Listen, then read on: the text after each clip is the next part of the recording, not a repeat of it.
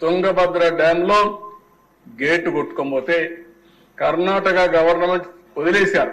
ఇంక ఈ గేట్ మనం ఏం చేయలేమని వదిలిపెడితే నా పేరు 1 సంవత్సరం అవుతుందంటే నా నోటీస్కి వస్తానే నేను మొట్టమొదటి ఫోన్ చేసింది రామానాయుడికి, కేశవ్కి ఫోన్ చేసి మీరు ఏం చేస్తున్నా తెలియదు వెళ్ళమంటే ఇద్దరు వెళ్ళి కన్నయ్య నాయుడు ఒక ఆయన ఉన్నాడు గేట్లు పెట్టాలి, ఆయన ఎక్స్పర్ట్ కన్సల్టెంట్, ఆయన మాట్లాడితే ఆయన కూడా పాపం కంటేదో ఆపరేషన్ చేసుకుని నేను రాలేనంటే నా పేరు చెప్పంగానే నేరుగా సరే సార్ చెప్పాడు కంటి ఆపరేషన్ పనులు అద్దాలు పెట్టుకొని వస్తారని నేరుగా పోయి అసాధ్యమైన పనిని సాధ్యం చేసి గేట్లు పెట్టి ఫుల్ రిజర్వాయర్ నింపారు దేశ. ఈరోజు అక్కడ కూడా తలుచుకున్నప్పుడు చాలా సంతోషం అనిపించింది.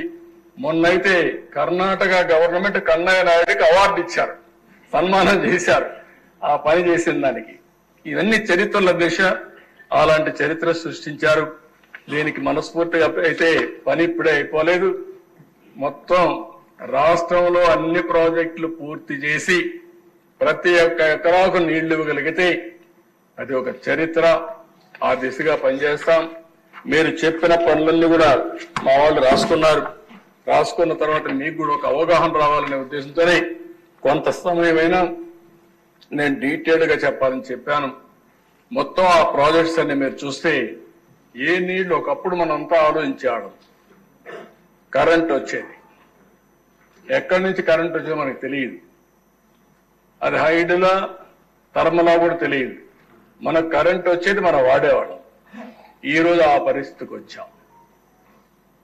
నీళ్లన్నీ ప్రాపర్ గా ఇరిగేషన్ ప్రాజెక్ట్స్ అని నెట్వర్క్ చేసుకోగలిగితే ఈరోజు గోదావరి నీళ్లు వంశధారకు పోతాయి, బాహుదాకు వస్తాయి. బాహుదాలో ఉండే నీళ్లు వంశధారకు వస్తాయి, నాగావళికి వస్తాయి, కృష్ణాకు వస్తాయి, గోదావరికి వస్తాయి, కృష్ణాకు వస్తాయి.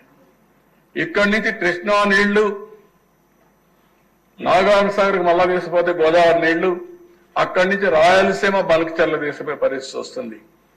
ఇప్పుడు ఏ ప్రాజెక్ట్ అయితే నేను చెప్పానో వెలుగొండ ప్రాజెక్టు, అది నేనే ఫౌండేషన్ వేసా, మళ్ళీ నేనే ఇనాగరేట్ చేస్తానని చెప్తున్నా. ఇట్లు బిడ్డాను, దాంట్లో సందేహం లేదు.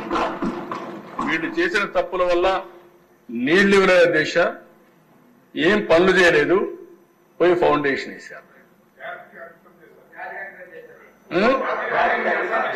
జాతికి అంకితం చేశారు, పూర్తి చేయకుండా జాతికి అంకితం చేశారు.